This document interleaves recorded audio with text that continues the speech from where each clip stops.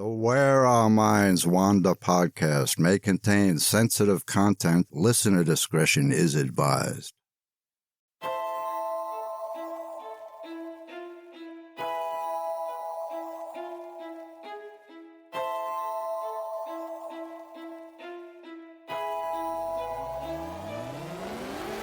Greetings, fellow wanderers, to the places our minds wander. The house at the end of the dirt road, where disembodied voices whisper and strange sounds make the living shiver. Where shadows lurk at the edge of the woods, just outside your back door. And mysterious lights speed beyond reason across the clear night sky. Odd events throughout time that lead you down the rabbit hole. I'm Wes. And I'm Beth. And this is Where Our Minds Wander. Hello and welcome to Where Our Minds Wander, all you fellow wanderers. Thank you for joining us. Yes, welcome everybody. Just a quick reminder, if you haven't already, head on over to our TeePublic store and check out our merchandise. There's some really cool stuff to choose from, and every purchase that you make goes directly back into our operating cost. It does. And you can find the link to our store on our website, whereourmindswander.com, as well as links to our 2 books. And if you like our show, you could let us know in a couple of ways. First, you could leave us a 5-star review and a comment on your favorite listening platform, or you could tell your friends about us and encourage them to check us out, or you could follow us on Facebook. Well, I think what you're trying to say is that there's nothing saying that they can't do all 3. Well, this is true. They could do all 3. Yeah, they could, and maybe they will. We would appreciate it. That we would. So, with that all said, I have a pretty cool story for tonight's episode. So, I think that I'm going to get us started off first tonight. Wow. I know. Switching things around. I know you always go first, ladies first, but I'm pretty excited about my segment. All right, well, go ahead. Last week, I talked about the Ruffin Mirage, a manor house in Suffolk County, England, that appears and disappears right in front of people.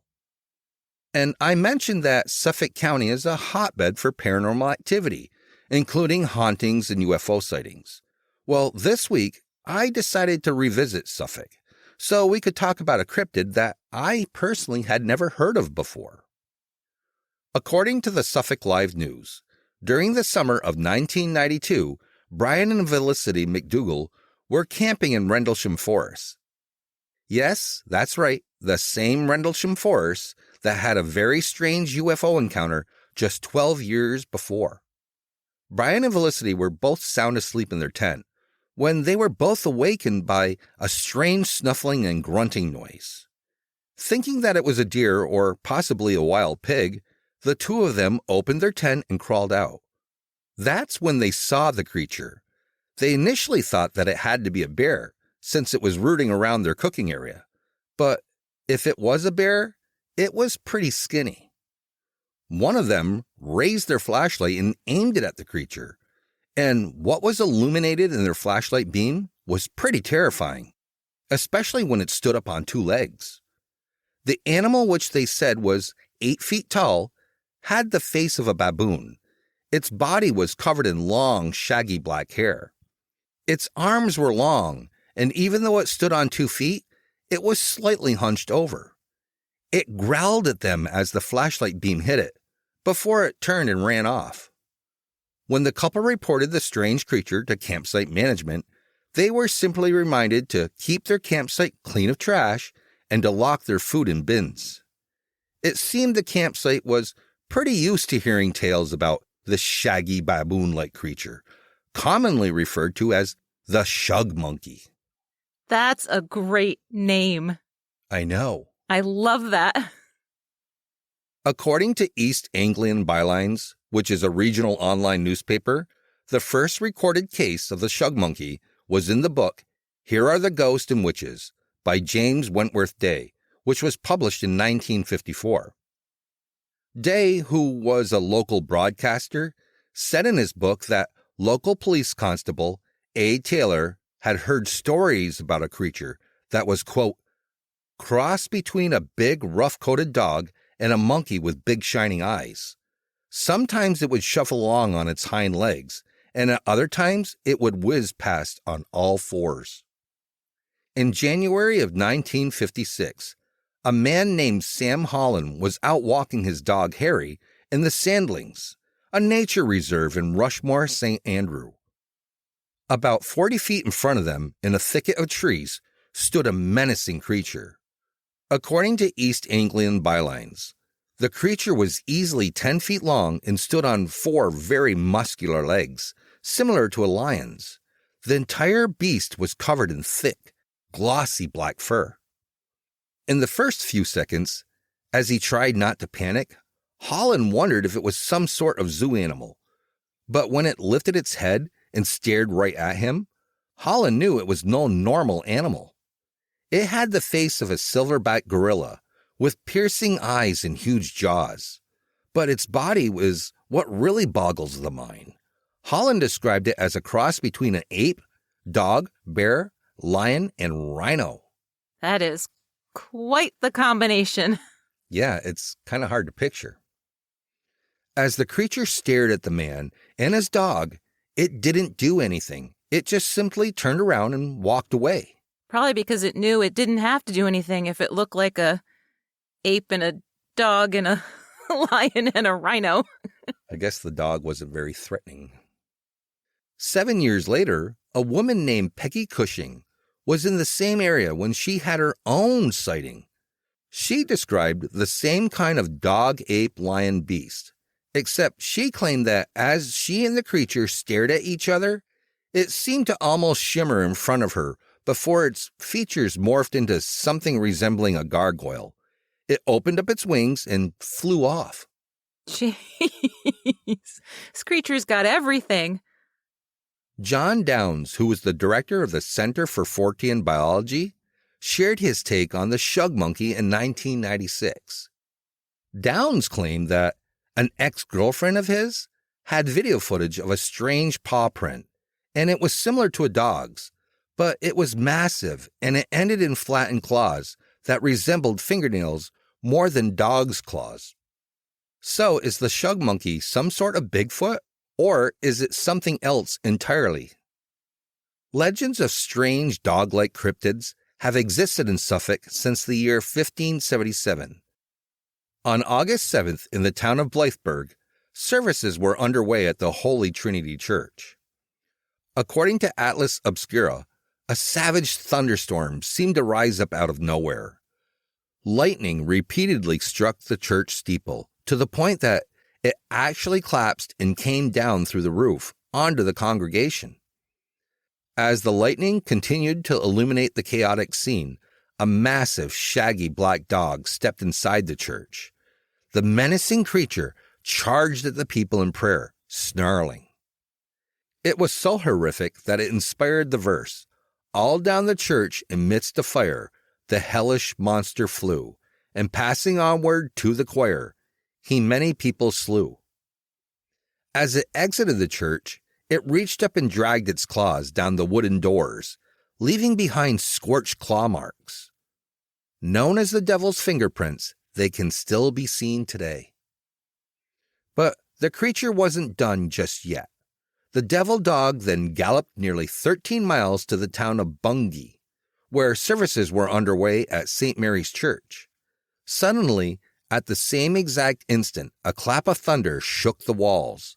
The massive black dog ran into the church and killed 2 more people. One victim was allegedly left shriveled, and they quoted it by saying it was like a drawn purse. That's not good. That means like all your fluids have been sucked out, right? Yeah, shriveled up like a... Not a nice sight. No. Quickly dubbed the Bungay Black Dog, the stories about the creature terrified the locals, and it should, considering the descriptions of it. People claimed it was anywhere from a massive dog size to the size of a horse. Sometimes it appeared headless, and other times it had a head, but with only one red glowing eye in the middle of its forehead. It stood on 2 legs, ran on all 4s, and sometimes seemed to float on the mist. Its blood-curdling howl was said to be the stuff of nightmares, and if you saw the creature, you would die before the year ended. So obviously, the Bungie black dog was a Shuck. According to the Barking Bugle website, the word Shuck might come from the Old English word Scucka, which literally means devil. Or it might be a variation on shaggy, which certainly describes the creature's fur.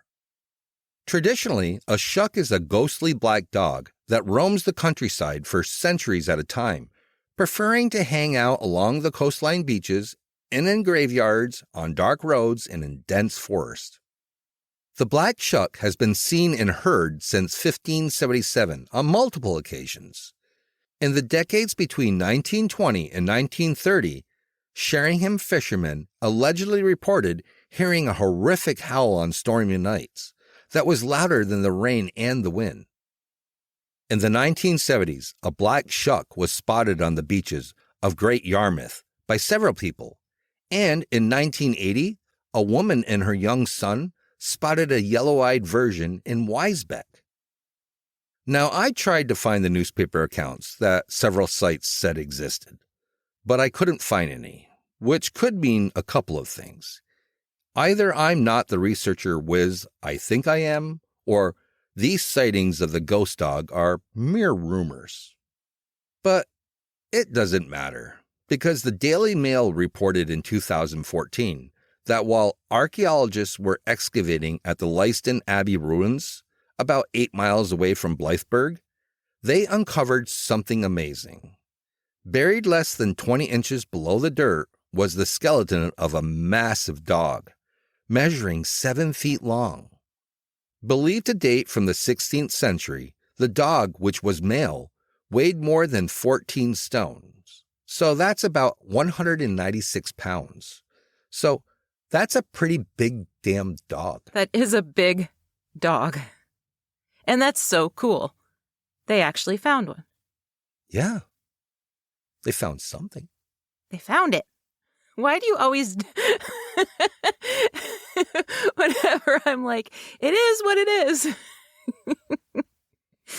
Because I'm a little bit more skeptical than you are. Sometimes. So, of course, there's no way to tell if its fur was once shaggy and black or if its eyes glowed red. But it certainly gives some credence to the existence of such a large beast roaming the area. I mean, yeah, you could argue that it was just the beloved pet of a clergyman, but I don't think there's much fun in that. Well, no, it's the black Shuck. It's not some clergyman's pet. Pshaw. That's what I say. Pshaw to that. Wow. So who knows what people are seeing in Suffolk? Could the Shug monkey and the black Shuck be the same creature? Perhaps so. Or they could be two entirely different creatures. Either way, like I said before, there's some high strangeness going on in Suffolk. There sure is. Like, there's the Rendlesham Forest UFO, which we haven't covered yet.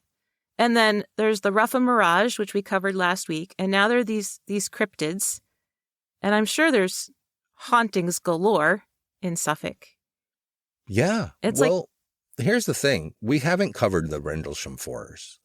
But, I think a lot of people know about it. Right. So we haven't really bothered beating a dead horse. Right. It's like the Roswell of England. But perhaps there are some listeners out there that haven't heard about it. So maybe we should cover it. Yeah. But there's a lot going on in Rendlesham Forest. And the UFO sighting there was pretty legit. Mm-hmm. I mean, that's one to really make you scratch your head and go, well, there's something going on. Well, it was Air Force that saw it, right? Right. Yeah. And Nick Pope, wasn't he? Was he Minister of Defense at the time? I think he was. Yeah. Just an intriguing area. So, I don't know. We'll have to go there someday. Maybe we'll retire there someday. I had my heart set on Italy, but maybe Suffolk is the place for us to go. Maybe we should just Not settle down anywhere, just get an RV and start just traveling everywhere after you retire. We're going to wander where our minds wander. Right. Sounds like a plan. And we'll be right back after this quick break.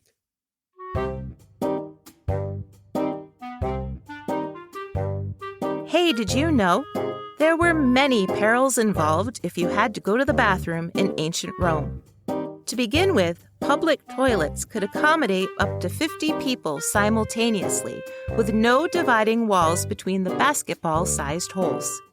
But then, if you weren't shy about doing your business just inches away from someone else, what about using the communal sponge provided for wiping? And worse yet, there was always the possibility that the trapped methane gas would ignite beneath you, singeing your delicate bits.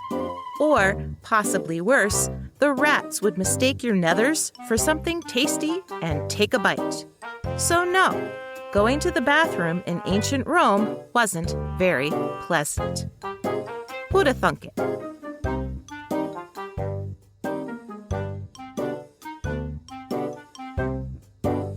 All right, we're back from our break. And I gotta say, dear, that's pretty disturbing. I know. I think I'd just go out into the woods. Well, yeah, I don't know what's worse, especially for women, because you and I have had this discussion before that men only have to sit down 50% of the time, but for the most part, women have to sit down 100% of the time, unless you hover. And it looked like from pictures it would be very difficult to hover over ancient Roman toilets, so you had to worry about all these things. Fires, rats. I saw something about, there was one ancient Roman historian who wrote about an octopus that actually made it all the way up into the toilet system and was coming out the toilet hole. Wow. I know. That could be strange. or it could be quite the new experience. I mean, 8 arms. Wow. It could hold the communal sponge for you as you wipe. Yeah. Squeeze it out with the other arms. Quite possibly. All right. Where did your mind wander for this episode? Well, not to something light and humorous like octopi coming up through the toilet, but something a little more dark and disturbing. So, sometimes throughout history, unidentified bodies have shown up inside some pretty strange objects. Like Bella in the Witch Elm, a woman whose body was discovered by some kids inside a tree trunk in 1943. And we talked about her really early in our show, like way back in episode 2, I think. That was a while ago, but I remember it well. It was a great story. Yeah. That disturbing discovery was just one of many. People have stumbled upon bodies in confounding places all over the world. I mean, it has to be upsetting enough to find a dead body, because I think our innate human reaction is to feel a mixture of horror and sadness, and we can't help imagining what that person had to endure before their death. We definitely empathize, and we do long for that sense of closure for the victim's family. But when the person's identity is still unknown after decades, like in Bella's case, it takes on a sort of quest or crusade quality to give that person their name back. If we at least know their name, then we fill in the gaps, or we can fill in the gaps, or so we hope. And I've said it before, recently, probably, that I'm such a history nerd that I want to know everything about a person's life, like not just their name, but what kind of clothes they wore and the job they had and what kind of dreams they had. So the 2 stories I'm sharing tonight are those types of stories. 2 still unidentified men who were found inside 2 very different but equally odd objects. On July 20th, 1945, the Madera Tribune ran the following article. Skeleton myth for Liverpool. Liverpool, July 20th. The case of the skeleton in the cylinder had the best medical and police brains of Great Britain stymied today. Did the 28-year-old man found inside the metal tube-like container die recently or 50 years ago? That question has police perplexed. His body was found a week ago last Friday at nearby Everton. Children playing in some rubble left by the Blitz had walked past a 7-foot by 2-foot metal drum for weeks without noticing it. Then someone saw a piece of clothing protruding from one end. Detectives immediately opened one end of the battered cylinder, which was unearthed by the Blitz over 4 years ago, and just left it lying around, and found the fully clothed remains of a man lying on sacking with his head on a burlap-wrapped brick. With the body, police found a postcard postmarked July 3, 1885, London, and a Northwestern Railway ticket dated June 27, 1885, as well as 2 diaries dated 1884 and 1885. Now, that's a lot to process in just a short little notice in the newspaper. But if we break it down, these are the facts. A man was found encased inside a metal cylinder that had been laying out in plain sight for over 2 years. But the man was believed to have been inside the cylinder for at least 50 years before he was found. So let's back up a bit. It was the summer of 1943 in Liverpool, England. American soldiers were helping to clear debris after the Blitz. They were using a bulldozer behind the Methodist Church on Boundary Street, and as they moved rubble, they uncovered a large steel cylinder. The cylinder was 19 inches in diameter and 6 feet 9 inches long. One end was capped shut, riveted in place by strong bolts. As they attempted to move the cylinder out of the way, they accidentally crushed the one opened end, basically crimping it shut with just a 4-inch wide opening left. So it basically now looked like a tube of toothpaste, but like a short tube of toothpaste. And so they set it aside and they continued working. Nobody paid much attention to this tube, which looked like it had once been part of a ventilation shaft. Over the next 2 years, the neighborhood largely ignored the giant cylinder, although sometimes people did sit on it if they needed a minute to rest. And the neighborhood children definitely liked to play with it. They had a great time rolling it all over the neighborhood, sometimes as far as a full block and then back. Then, on July 13th, 1945, 3 boys were playing with the cylinder, rolling it around like all the other kids had done for 2 years. There was still a 4-inch wide slit at that one end, and one of the boys decided to see if there was anything inside of it. So he put his face right up to the opening and peered in. At first, he thought he was looking at a shoe.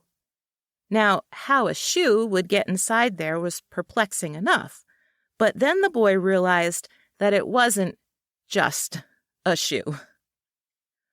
When police arrived, they used a torch to cut the end off of the tube, and inside was way more than a shoe. There was some jewelry, 2 diaries, a handkerchief, several other paper items, and an entire male skeleton. The neighborhood kids had unknowingly been rolling a skeleton around the streets for years. Isn't that weird? It's weird. And I can imagine, like, if I was a kid and I had known that I'd been rolling that around all that time, I probably would feel a little weirded out. Weirded out. Yeah, most definitely. Initially, police thought the man, who they estimated was between 25 and 50 years old, was an unfortunate victim of the Blitz. But the brick, wrapped in burlap as a makeshift pillow, didn't make a lot of sense in that scenario. And neither did the fact that the skeleton was dressed in Victorian-era clothes.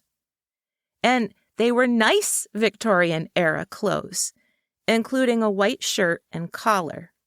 The 6-foot-tall man appeared to have been in the cylinder way longer than 2 years. And the cylinder was only 6 feet 9 inches long. And if the man was 6 feet long, he didn't have a lot of wiggle room. Not at all. No. Maybe he found it cozy. But the thing is, did he go into the cylinder and take a nap? Was he staying there for a period of time and then just happened to pass away? Well, that's one of the theories that I'm going to get to at the end. It's a good guess for sure. So, although he was dressed in Victorian-era clothing, and they knew he'd been in there for longer than 2 years, the police, they weren't quick to put a date on his remains. And they also initially played with the idea that the man had purposely dressed in a costume for some reason, and that he wasn't actually from the 1800s. According to MentalFloss.com, the Evening Express ran an article saying that murder wasn't suspected at all, and that the theory police were going on was that the man had voluntarily crawled inside the cylinder, but they were thinking maybe just 20 years earlier. That's still a while ago. Yeah. So, due to being moved around by a bulldozer and then rolled around by neighborhood kids, the skeleton wasn't entirely in one piece anymore. The left base of the skull was completely missing, and there was a fracture near the left ear. Plus, the skull itself wasn't attached to the body anymore. But again, police felt that these injuries were incurred post-mortem and that it wasn't the cause of death. Police did find a few strands of hair on the skull, but it didn't lead them to any clues to the man's identity. So, they turned to the other items found in the cylinder with him. A few of them offered 0 clues, like a handkerchief that didn't have any sort of initials on it, a brooch, and a gold ring that was set with a green stone flecked with red. The ring, at least, had a London 1859 stamp on it, and they thought it could be a family heirloom. The other items seemed to offer more. The paper items turned out to be 4 unused and 1 used account sheets from a business called T.C. Williams & Company, and a billhead receipt from T.C. Williams & Company as well. The company address was Leeds Street, Liverpool. The remaining paper items gave even more amazing clues. There was a decayed postcard that the coroner was able to reconstruct, and it was addressed to T.C. Williams from a Mr. A.E. Harris. It was postmarked from Birmingham with the date July 3rd, 1885. There were 2 diaries, but they were mostly illegible. The coroner, Mr. G.C. Mott, was able to make out a few dates, though, like June 1885, and the note, appointment for 1 p.m. with F.C. Greedy at Cons. And lastly, there was a London North Western Railway note saying that goods had been transported, and it was from June 27th, 1885. So it looked like the body in the cylinder really was a Victorian gentleman.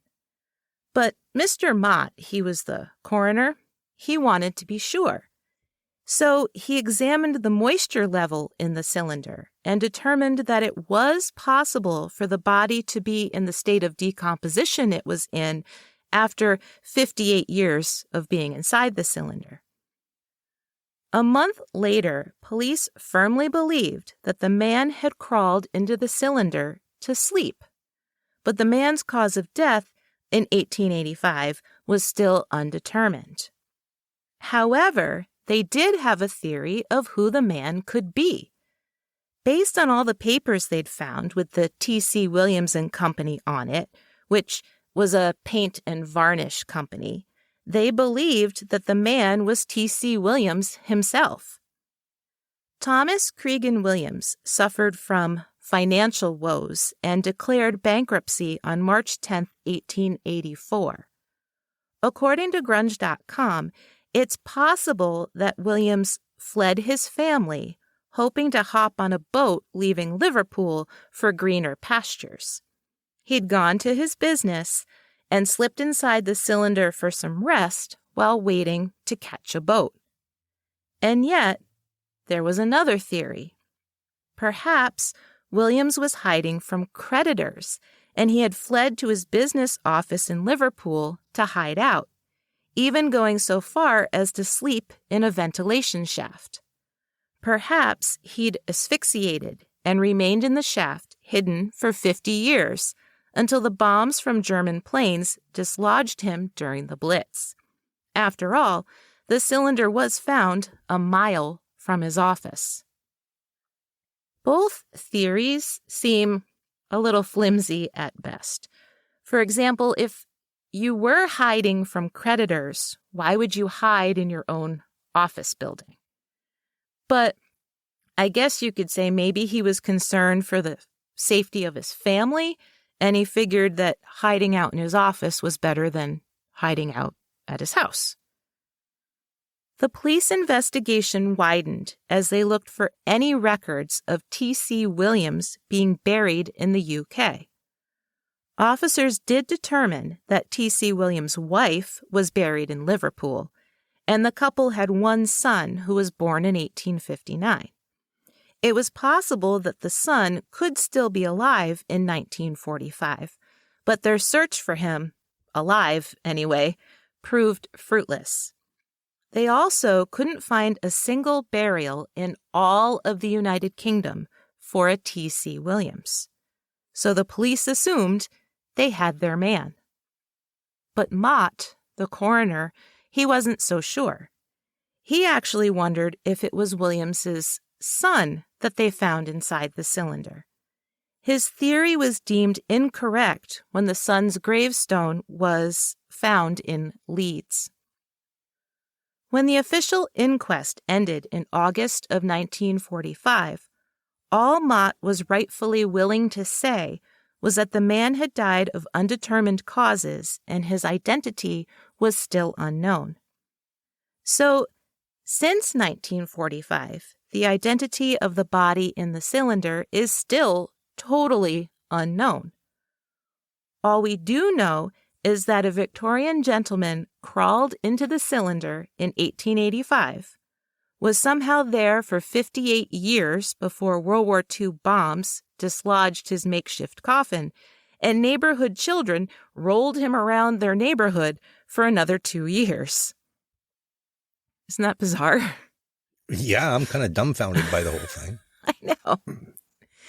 And strangely, just a year after the Victorian-era man passed away in the Liverpool cylinder, an equally baffling mystery occurred in Wallingford, Connecticut. According to ConnecticutHistory.org, it was August 8, 1886, when two brothers and a friend, Edward Terrell, Joseph Terrell, and Joseph Sampson, were out walking with Edward's dog. As they meandered down a dirt road in the Parker Farm district of Wallingford, the dog ran on ahead of them, happily sniffing every tree, shrub, and fence post. At one point, the dog stopped and was sniffing all around what appeared to be a shoebox under some bushes. Now, we're talking 1886, so it wasn't a shoebox like we'd see today, but a 30-inch long, 18-inch wide box that would have held 12 pairs of shoes at the same time. Thinking it must have fallen off the back of a delivery wagon, Edward bent down to look for any owner's labels or shipping marks. When he lifted the lid off of the box, he didn't find the shoes that he was expecting, because inside the box was the torso of a man. After examining the torso, the coroner released the following information. The man was between 20 to 40 years old. He had only been dead for 5 to 10 days before Edward found him, and his stomach contained large amounts of arsenic. Local and national papers picked up the story and ran with it, allowing for all kinds of speculation to circulate, as well as downright rumor. One paper ran an article claiming that Wallingford locals discovered a bag at the bottom of a well, and that when they came back with the means to pull it up, the bag had mysteriously disappeared, but a piece of ragged scalp now lay next to the well. None of that was true. Residents did have their own theories as to the identity of the headless and armless and legless man.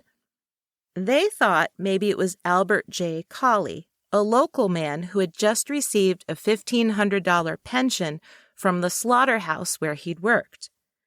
Since Colley had recently disappeared from town, it could be possible, except when police looked into it, Colley was alive and well. Other locals speculated that it was a man named Charles Hall, a known arsonist who had recently set fire to several local businesses. Police followed the lead, but they came up empty. There were a few witnesses who came forward with odd stories to tell. There was a young boy who claimed he'd noticed the shoebox under the bushes a full week before Edward Terrell found it. A woman came forward and said a strange man carrying a bundle and wearing a blood-stained shirt had knocked on her door asking directions to a pond she'd never even heard of. She'd told him how to reach a nearby river instead, and then caught sight of him again returning through town. He was now wearing clean clothes and was no longer carrying the bundle. Neither one of those makes sense to me. No. A kid finding a box out in the woods, they would immediately look into it. Yeah. And then who's going to walk up to someone's house covered in, bloody stained clothes? Carrying a bundle under their arm. Yeah. I think maybe they just wanted to be part of the story. Probably. The police also questioned a sex worker named Mabel Preston, and in the newspaper accounts, she's sometimes referred to as Mabel Gage. They believed that she knew something, but she insisted that she didn't, and they didn't get anywhere with their questioning. Police were no closer to an answer, even when a local Wallingford farmer found 2 severed arms and legs wrapped in tar paper. Oh, my God. Yeah. They found the rest of them. Yeah. But it was 1886, and they didn't really have the correct tools to determine that those arms and legs and torso actually went together. They couldn't just put them up to each other and see if they matched. I guess not. It had been 6 months since the torso had been found, and police knew they had to try and solve the case. So they decided to take a closer look at the actual shoebox. They were able to determine that the box itself was manufactured and filled with shoes in Fall River, Massachusetts. From there, it had been shipped to Chicago. And in Chicago, a shoe salesman emptied it out and threw the box in the yard behind his store. After a few months of it just sitting there, a man purchased it. It's not clear if he bought just that one box or a bunch of boxes, but from there, police wondered if the man was involved in the Haymarket Square riot. So, the Haymarket Affair, also known as the Haymarket Square Riot, was a clash between protesters demanding workers' rights and Chicago police on May 1st, 1886. So the man who purchased the discarded box was never found. So, was this the mysterious man who ended up in the box? Big newspapers all over the country certainly thought it was possible. They ran articles claiming as much. And if so, how did his torso make it all the way from Chicago to Connecticut? Well, according to the papers, it was because Connecticut was known for not being able to solve their murder cases. Oh, my God. That's sad. That's horrible. But you think about it, they found 2 arms and 2 legs, and they couldn't determine whether they... You just said, how can you not figure out that they belong to the same torso, right? Yeah. It seems like they really don't have very good detectives there. No. And in this case of the body in the box, they didn't solve the murder. The shoebox murder is still considered an open case, with both the victim and the killer yet unidentified. Yeah. And by the sounds of it, it will never be solved. No. Well, I hope they have a better police force now. I'm sure they do. I would guarantee it. Well, I had heard of the man in the shoebox before, but I didn't know all that. Yeah. Well, the whole connection to the Haymarket riot, I mean, I think they assumed that he had bought a bunch of boxes and then maybe he lit them on fire or something, or he was I don't know. Yeah, I'm still baffled by why they couldn't just maybe put the arms and the legs with the torso to see if they were somewhat similar. Yeah, I mean, you would think there would be some way to figure it out. I don't know. I just found both cases fascinating. Oh, that they were. And I definitely am. I'm more intrigued by the body in the cylinder, I think, because, Victorian era guy. And I really want to know, why was he taking a nap in a ventilation shaft? Well, perhaps he didn't want to go home to the wife and the family and have to say, look, I've lost it all. Right. That's happened before. And they just decided, hey, I'm going to get out of here. But in the meantime, before I leave, I need a place to sleep. Right. And so he probably did asphyxiate in the ventilation shaft. And he was up there for almost 60 years. Right. And then when the blitz happened, it dislodged the shaft. And it was closed on one end. So out of pure luck, it fell in a way that he didn't fall out. He stayed inside. Yeah. And then when they used the bulldozer, they crimped the other end shut. Yeah, I'm just amazed that they actually unearthed him by mistake when they were doing the construction. Yeah, the debris clearing. I know. And he was a full mile away from where his business was. And that's not that far. Think about it back then. No, that's true. People walked a long ways, just like, back in the day when we used to walk to school in the winter. 12 miles barefoot and you'd go home for lunch. Yeah, true.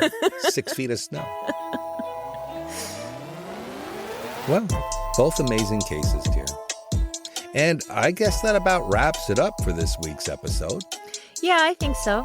If you'd like to know more, my spiel. You can always check our sources in our show notes for where we got the information. And of course, there's a lot more reading there for you to do.